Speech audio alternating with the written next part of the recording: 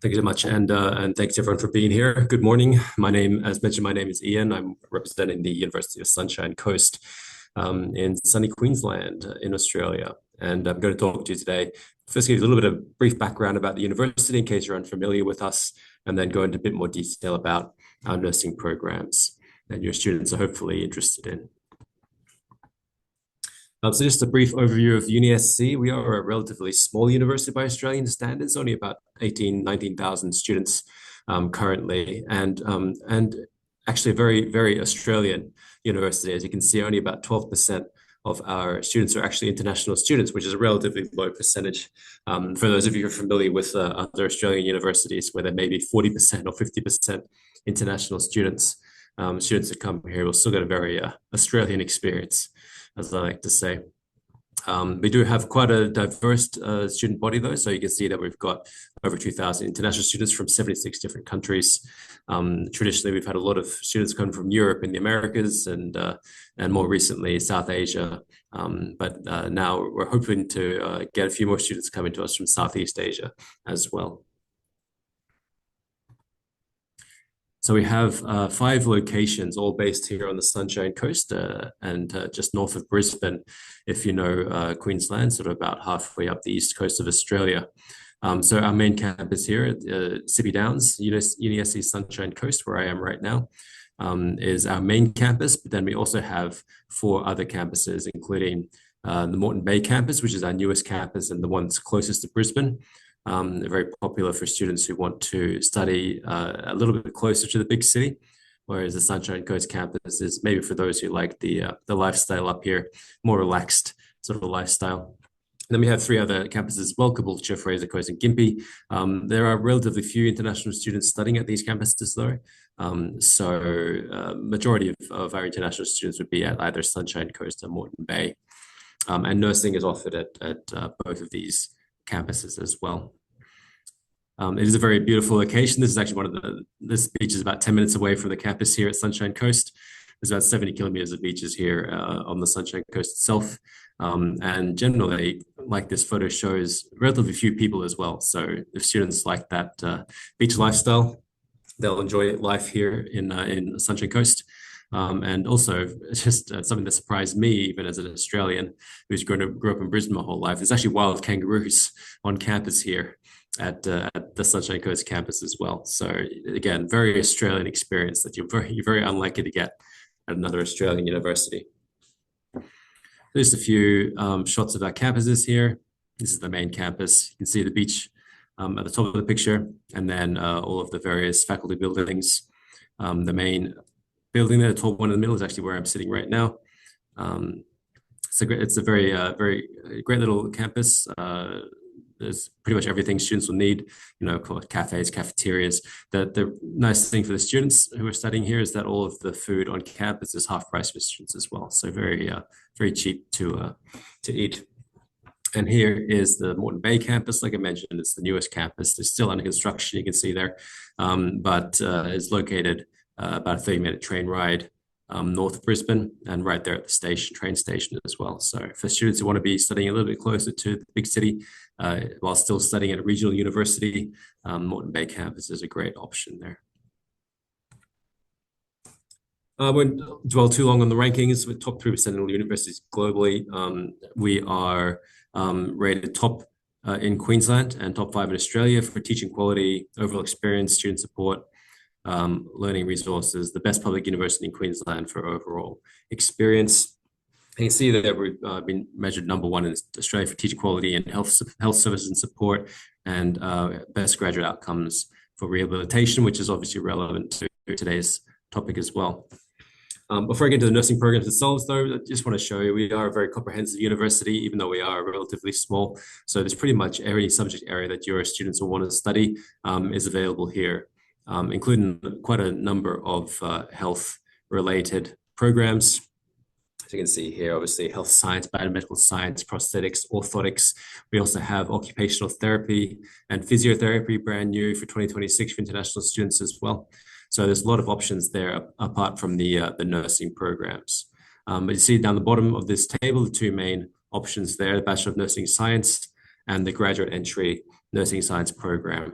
will be the two main programs I'll be talking to you about today. So the Bachelor of Nursing Science, it's a 3-year program, so it's a 3-year undergraduate bachelor's degree, but there is an 8-week internship component as well, which is why we've listed it here as 3.3 years for the entire program. It's a really hands-on program. So apart from obviously the classroom learning about anatomy, physiology, drug therapy, etc., the students also do 800 hours of clinical placements at local health facilities. We do have a university hospital located not far from campus here at Sunshine Coast campus, where a lot of our health students, including the nurses, do their placements as well. And of course, upon graduation, students can apply to become a registered nurse with the AHPRA. As you can see, this program is offered at 5 of our campuses, although I'd say the majority, again, of our international students are either at Sunshine Coast, Moreton Bay, and we have some at Caboolture as well for the nursing program specifically. So there's the 3 main options there.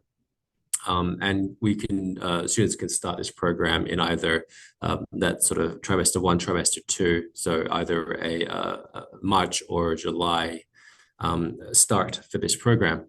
You can see there the indicative fees for 2026. These are the full fees. I do have some good news regarding scholarships, which I'll talk about in a couple slides time, but those are the indicative fees for 2026 at this point. And then the other program in nursing is the graduate entry Bachelor of Nursing Science. This is actually aimed at students who have completed an undergraduate degree in any discipline, doesn't have to be health related, and allows them entry into this 2-year program so they can fast track their studies and register as a nurse a year faster than they could otherwise if they were just going into the regular Bachelor of Nursing Science. So some universities often call this like a Master of Nursing program. Here at UniSC, at least for the time being, it's a graduate entry Bachelor of Nursing Science, but it is considered that sort of postgraduate level, I guess you could say, because it requires undergraduate degree completion in order to enter into the program. And of course, it also leads to registration as a nurse. The one thing to note about this program is it is only offered in trimester 2, so that's that mid-year start, July, and it's only offered at 3 out of the 5 campuses. But again, those 3 are the main ones that our international nursing students are generally studying at anyway. Fees are exactly the same as the regular Bachelor of Nursing Science, although obviously it's only 2 years instead of 3. So the total fees will be less because of that. And it does also, of course, include the same 800 hours of clinical placement, the 8-week internship, 8-week internship as well as part of the program. So just a few images from our nursing clinics here on campus. Got some students working with one of the mannequins, one of the test subjects. This is actually during one of the exams, one of the practical exams. You can see the 2 teachers, the 2 registered nurses in the foreground there, watching the students take part in their practical tests. And as I mentioned, the Sunshine Coast University Hospital, which is located a short drive from, or short bus ride from campus here in Sunshine Coast, where a lot of our students are doing their placement. Very handy, obviously. So I mentioned scholarships. So we do actually have some great scholarships available. So in general, we have an international student scholarship for 2026, which is a 15% tuition fee reduction. And this doesn't matter where the student's from or what programs they're studying. However, for Southeast Asian students in particular, and for new programs for 2026, we're actually offering a 20% tuition fee reduction. So for any students from the countries listed here, obviously Thailand and Laos are on the list. For those of you who are recruiting students from those countries, but obviously if you have other students who are coming from that Southeast Asian region, who are not necessarily from your country in particular, they still can qualify for this for the scholarship as well. And this is 20% tuition fee reduction across the full duration of the course. So if it's a 3-year program, it'd be 20% tuition reduction for the full 3 years. Um, yeah, and if you want to see some more information about that, obviously I've included a link to the scholarships page there. But yeah, I think it makes that $32,000 a year come down quite significantly as well. So hopefully for students that will help convince them to come and study with us. I mentioned the trimesters. We do have a trimester system here at UniSC, although the vast majority of students will still be studying in trimester 1 and 2. So very sort of similar to most Australian universities. We have sort of late February, early March start for trimester 1 with exams in June, and then trimester 2 will commence in July and wrap up around about November. So there's trimester 3. For nursing, it's not particularly relevant. A lot of students will be doing work placements and practical experience over the summer break, which is where that trimester 3 happens. For other programs, it might be doing makeup classes or something like that, or different, fast tracking their degree or something. For nursing, not super relevant. Also included, of course, entry requirement information here. You can go to our website, of course, look up all the requirements there. We do offer direct entry for most Southeast Asian countries or citizens based on high school diplomas. But if there are any specific countries that you would like us to look into, please just apply. There's no application fee required to apply to UniSC.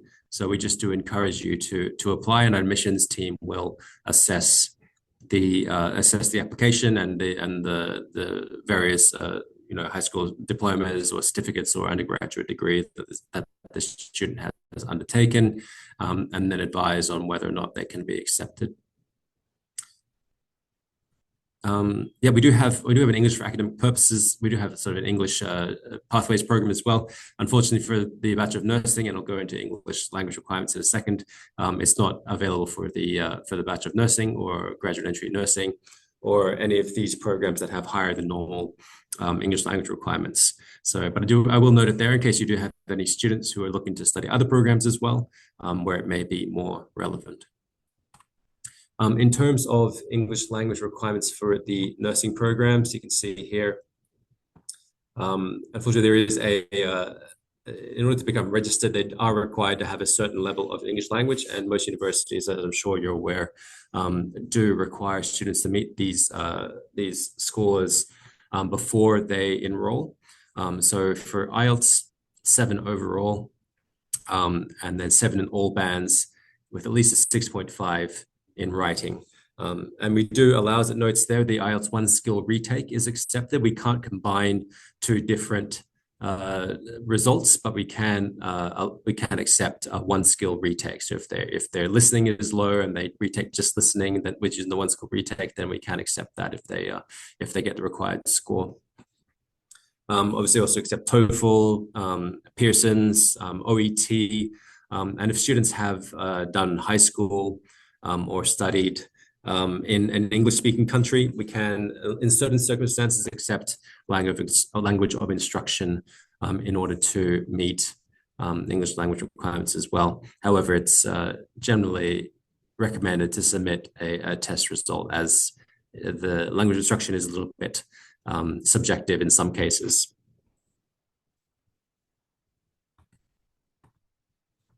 And then, did I skip something? No. And then just in terms of our admissions processes, at the moment, we are actually building up our admissions team, our international admissions team. So we are looking at about a 5-day turnaround on applications at this point in time. But we're hoping to get that down in future as we onboard more admissions officers. It does help a lot, of course, if you can make sure all documents are submitted at the time of application. I know it can be difficult, or if the student doesn't have their English language results, things yet, that's fine. We can offer conditional offers, but if you can ensure as much as possible is included in the original application, that will help our admissions team a lot. So you can see here the general sort of application process. Initial assessment happens, and then we'll have a conditional offer. After the conditional offer, then the team will look into the genuine student assessment, the GS assessment, which is looking at financials and all that other stuff, as you're aware, plus an interview. And then there'll be final checks and an unconditional offer issued once everyone is satisfied. The nursing programs are quota-based. I should have mentioned that, of course. So there are limited places available every year. But in general, we don't quite fill our nursing quota across all campuses. So chances are that if the student, even if they can't get into their first choice campus, they should still be able to get a place in the nursing program here at UniSC. But yes, so these are some of the supporting documents that need to be submitted for students from most countries in Southeast Asia. So, of course, passport, statement of purpose, all the academic documents, English proficiency, of course. If you have that at time of application, great. If not, please submit it, obviously, as soon as the student has taken their test. Work experience, things like that, all the finances, bank statements with evidence of regular salary, employment letters, especially for postgrad applicants. If they have a spouse accompanying them, which is only available for postgraduate programs, then obviously they need some details about their partner as well. But I think that's about all I have to say. So if you have any questions, I'd be very happy to answer them for you.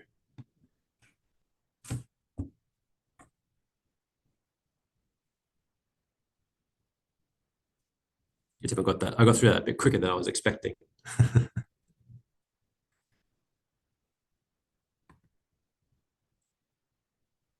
Thank you so much, Ian. I do apologize for that. Is there any other questions you can take into consideration? Sorry, I call you back. Yeah. Is there any other questions? So sorry about this, everyone.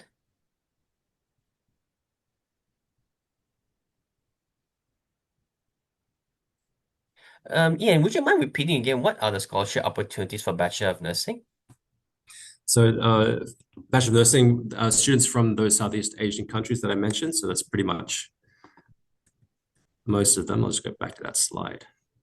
So all the countries listed here, for any program they apply at UniSC, including the Bachelor of Nursing and Bachelor of Nursing graduate entry, they will attract a 20% tuition fee reduction. It's an automatic scholarship, so as long as they qualify for the program, it'll be included in their offer letter. So no need for extra paperwork or applications or essays or anything. It's just an automatic process. All right, sure, no problem. Thank you. Let me just send a quick screenshot. Usually, the way I do is that when it comes to scholarship, usually I'll just screenshot the thing. But please feel free to send the PDF slide or the PowerPoint slide. Then I can just send it separately to our group chat, to the group chats. They have our own Of group course, chats. of course. Yes. Okay. Okay.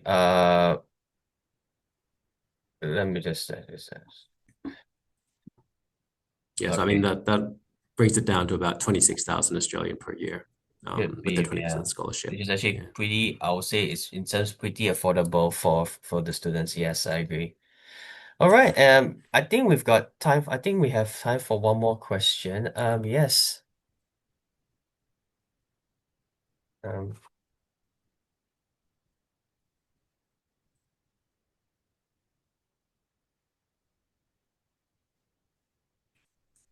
I think we've got enough time for a few 2 to 3 more questions.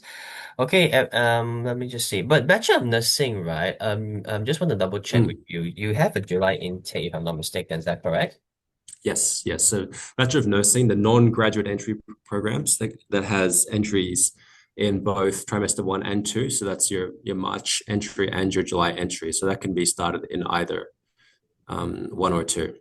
It's only the graduate entry program that has just the single intake per year. So that's just the one major difference between the two programs, apart from the duration, is that graduate entry can only start in trimester 2, that's July, whereas your regular Bachelor of Nursing starts.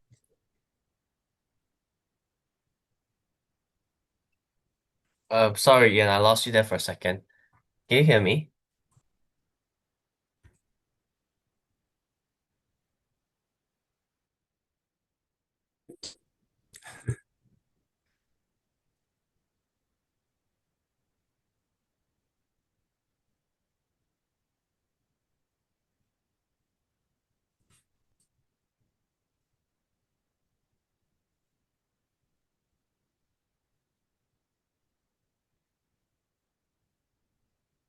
Hi, Ian, can you hear me? I'm so sorry. Can you hear me? Yes, yes, I can hear you now.